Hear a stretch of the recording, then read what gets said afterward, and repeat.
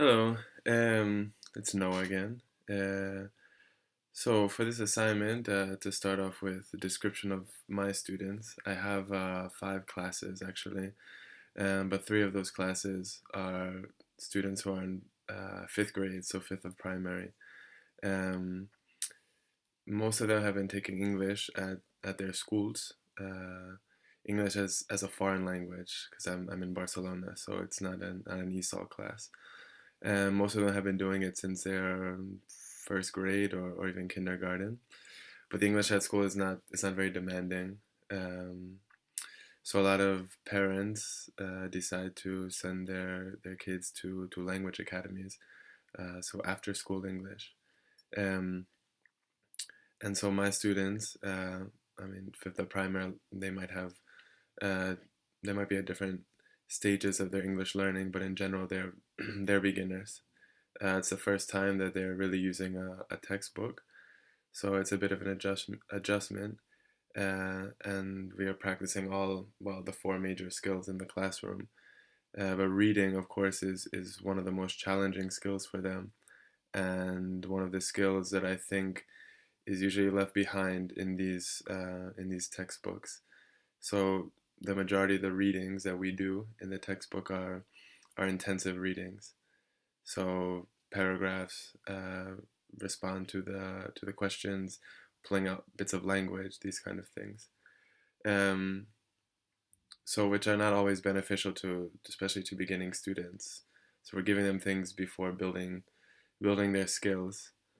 So reading reading all the articles and the chapters from our books the past few weeks, I pulled out some of the activities that I thought would work best for my students, my beginning learners. Yeah, so I think the first part is teaching the students that it's not important to read every word. They don't have to know every word in a paragraph or in a sentence to understand it.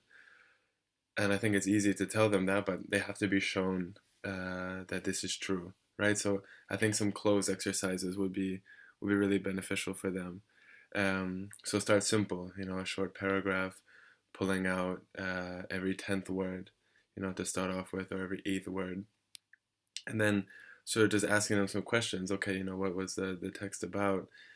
And then when they're able to answer you, I think this is the way to show them, not to tell them that, hey, you don't need to know every word to be able to understand the text.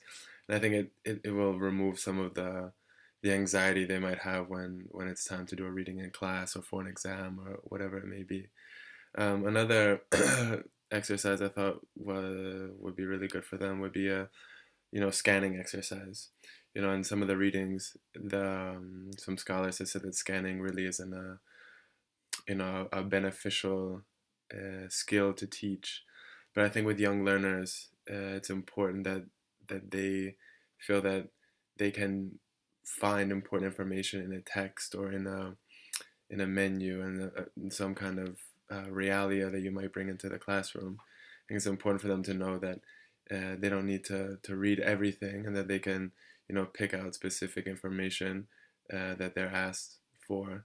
And I think it also gives them a bit of confidence that they can use this scanning skill in different ways and prepare them for more difficult tasks in the future. So that's sort of the basics. And then moving on would be improving the bottom up processing. As they're beginners, it's really important for them to have these good bottom up processing skills, because the readings that they're going to encounter are going to be basic. So they need to work on these skills. Um, so improving sight words, their decoding skills be really important. Some of these activities, some good activities that I saw were like just noticing the word that's different in a group. So you have a group of words in a line, and they have to notice which one is different, or noticing the key word in a group. Um, Also, identifying words by shape. So you give them a text where the words, you actually black out the words, but only just around the letters, so the students can see sort of the shape of the words, and you give them a box of possible words that need to be put back into the text, and they use both their eyes, to fit the words into the text, but also they have to read the text to make sure that the text now makes sense.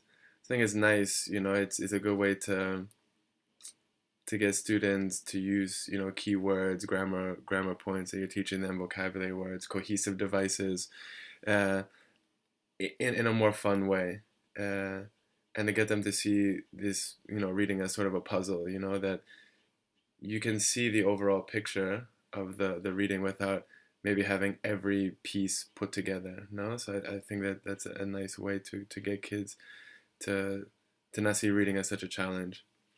So finally, we worked on the simple things, just identifying, um, helping not to read every word, doing the bottom up processing.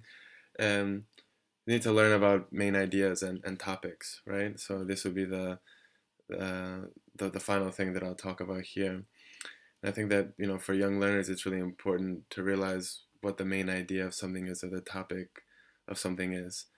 So some things to help them to figure out what a topic is or what a main idea is to understand that groups of words together have a certain meaning, right? So put 5 words in a line, and 4 of those words are related somehow, and the fifth word is the topic of those 4 words. So you have 4 fruits, and then the fifth word would be fruit, right? So these are ways to get students to realize that groups of words, they are a general idea, and then what is that general idea?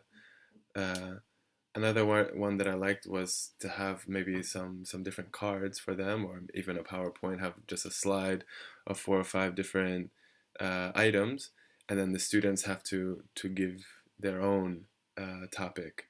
And so students will do this individually, and then in pairs they can compare their topics. And it's a good way to get students to see if they're thinking along the same lines, or they were way off, or is there more than one possibility, that reading is not always black and white, that there's gray area, that more than one answer can be right. So again, this idea of giving them confidence that they can have their own ideas that can be right, and another student might have their own ideas that can also be right.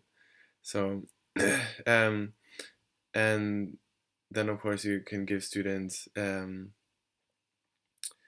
can adapt these to paragraphs, right? So you have short paragraphs, and they're given uh, something that is easy for them to read, and they have to identify the topic or the main idea. First with multiple choice, maybe give them of three options of what the main idea is, and then as they get more comfortable with this, you give them just a few lines for them to write what they think the main idea is. Um, so as the students, as their reading fluency grows, the reading should become more challenging, but always with this idea in mind that um, you're working on these 3 skills. I think are the 3 most important skills for young learners, for beginning learners in fifth of primary.